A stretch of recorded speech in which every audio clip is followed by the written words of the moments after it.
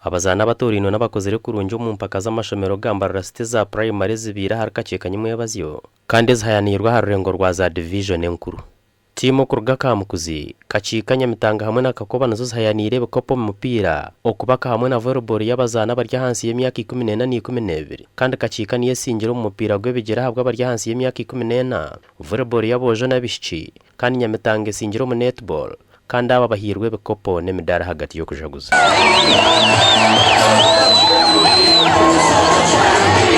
Fora que uma senhora lá nos caminhos para casa, baba farinha fazenda nacionosi, usa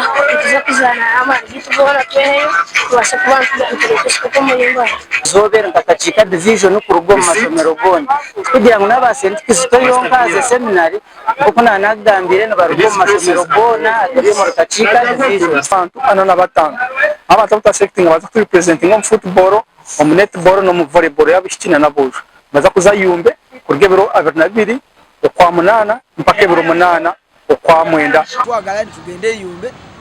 kolere ko de district zone zavuga eza Uganda zalinye eyumbe ezibera kumbi ne Sudan kubanga bobera wali eyumbe okosobola kulaba biri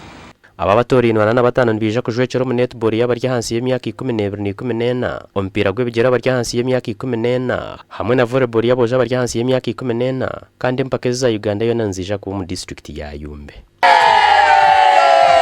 Abwa TV West and Alogias Biamukama.